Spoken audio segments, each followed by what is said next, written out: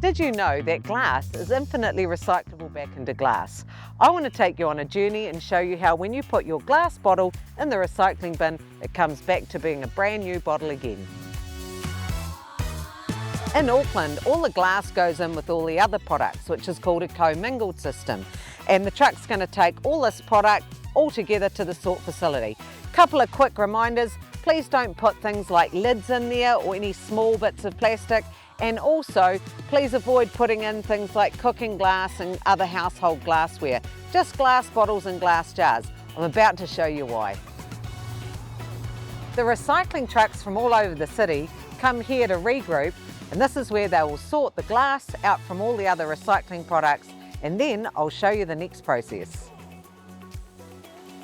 Here we are at the area where the glass comes in from Auckland recycling bins.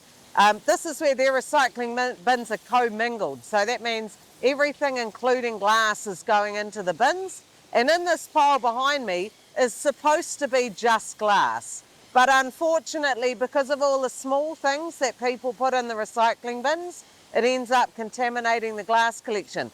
There's some awful stuff in here, like so many chicken bones, food, there's lots of lids.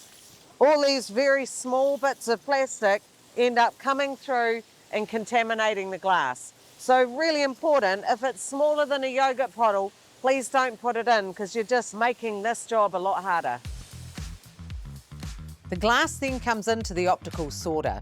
The process here is to get that contamination out of the co-mingled glass and basically start sorting the glass into the different colour types. As it comes through the machine, it looks like a waterfall of glass where it's now optically sorted into all the different colour types. And then it's ready for the next phase. Welcome to the reject pile. This is the pile that's come out after going through the optical sorter, and this has all been rejected by the plant. It smells disgusting, there's lots of food waste in there. So all of this stuff here that's been rejected is going straight to landfill, but let's face it, none of it should have been in the recycling bin to start with. Once it's been through the optical sorter, you can see the glass coming out here along this conveyor belt. And as you can clearly see, this has now been sorted into the different colour types, and it's now ready to go off to actually be recycled at the Visy Glass manufacturing plant. We've just been to the plant where the glass was optically sorted, and behind me here is a mountain of what they call amber glass or brown glass, depending on what you want to call it. They've sorted this to try and get as much contamination out as they can, but I mean, just looking here, there's still things coming through like sushi fish, they're just the stupidest piece of waste on the planet. And then these bits here, funnily enough, from like grandma's teapot or something, these porcelain bits, these are actually a big problem when it comes to glass because these will create defects in glass. They can't melt down at the same heat as glass, so they end up getting stuck in glass bottles, and that actually creates a safety issue when it comes to glass. Here we can see the giant piles of clear, green and amber glass that are ready to be recycled. Then the glass is transported over to the hopper, which is where all the recycled glass gets fed into the batch house. It goes up a conveyor belt where they add some virgin product into it, and then it's fed up into it's like a giant cake mixer where they formulate all the different colours of glass. And now it's ready to slowly gravity feed down into the furnace.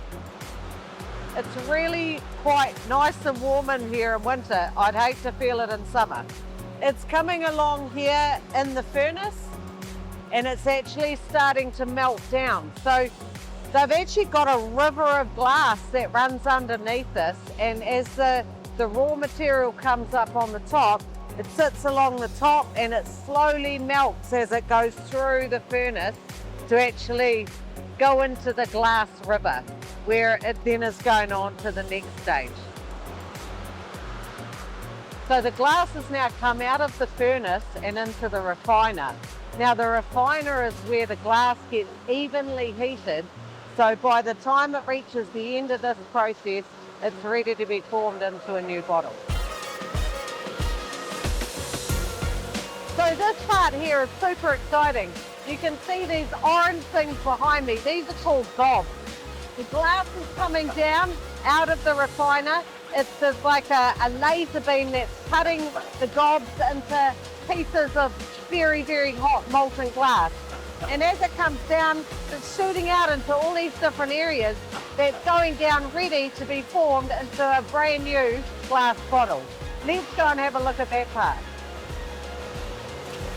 So here's where the bottles are coming out. The gobs have come down, they've formed the neck on the other side, and now the gob comes over, it gets blown, so it forms the bottle, and then the bottles come out like this.